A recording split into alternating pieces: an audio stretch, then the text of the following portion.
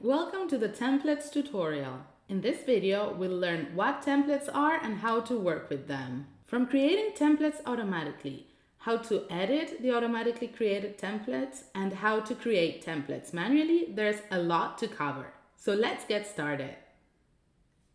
Templates are the backbone of Customly. They contain all the information for a specific product to be personalized with a specific design. So essentially, they are the place where you can fully design your personalized products.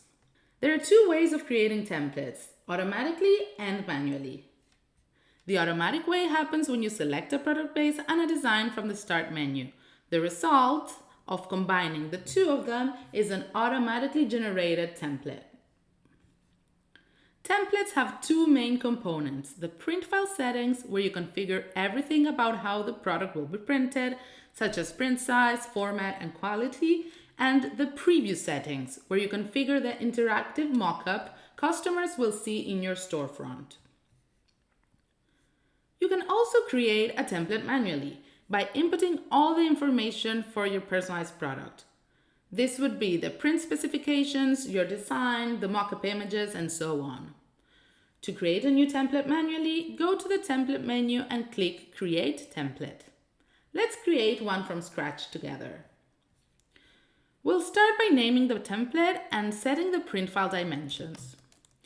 You'll see that the first step of creating a template is working on the print file. The print file, also known as the production file, is the file you'll get with every order to fulfill the product. Besides its size, which you can change at any point here, you can also define the file's export format. You can pick whatever format would suit you best for your kind of personalization. Some are great for printing, formats such as PDF or image formats. Others for engraving or laser cutting, like EPS and DXF, and so on. The available formats are EPS, PDF, Adobe Illustrator, DXF, and of course, PNG and JPEG. You can also create templates with multiple print files using the Add file right here. This is very useful if you're creating a bundle of products, for example, custom cards that come with envelopes, or products with prints in multiple places. Once you have your file settings ready, it's time to start designing. Here you will find all the tools from Customly's Design Studio that will allow you to create your design. Be sure to check our Design Studio tutorial to learn about all the things you can do and add to your designs.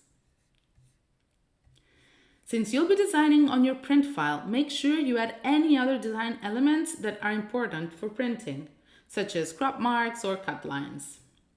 If you don't want an element to be printed, you can always turn it off using the visibility toggle. And if you don't want an element to be moved around, you can lock it. Make sure all elements of your design fit the page properly. Anything going outside of the page will be cropped out of the print file.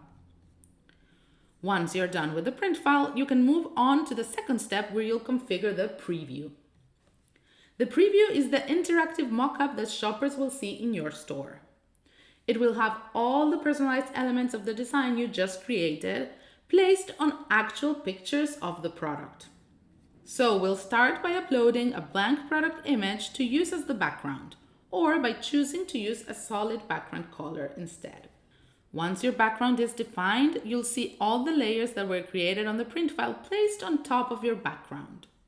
All you need to do is adjust them to fit your background. The easiest way to do this is to select all elements and adjust them on the workspace. Also, any accessory elements that were needed for printing, like crop marks, can be hidden from the preview. Since this is the mockup of your product, it is the place to add any variation of the product that doesn't impact the print file. For example, if you offer your product in multiple color options, here you should add those images. Let's add some color variations to our mockup by adding a dynamic image and placing it behind our design. You can also use dynamic images to add texture masks to your designs or effects to make your mockup more realistic. Always remember, any layer you add on this step will never affect your print file. Once you're done arranging your preview, click Next to move on to the third and final step, where we will save the template. In this final step, you can see the print file and the preview side to side. You can select the different elements of your design and try them out to see how they would work on each side. If everything looks good, click Save to save your template. After saving your template, you can go ahead and connect it to a product from your store directly, or go back to the template home to keep working on more templates. You can always edit a template to make any adjustments to the print file, preview, or both. This is also possible for templates that were created automatically. So let's say you created a template automatically, but you didn't like where the design was placed.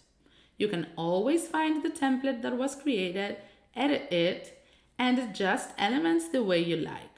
Just one thing to notice: if you're changing the position of the design, for example, be sure to change it both on the print file and the preview. Now you're ready to create your own templates and connect them to products from your store. Don't miss our other video tutorials where you can learn more about libraries, how to link products, option sets, and more. And remember, if you ever need help, our amazing support team is just a click away with the help button in the right corner. Happy customizing!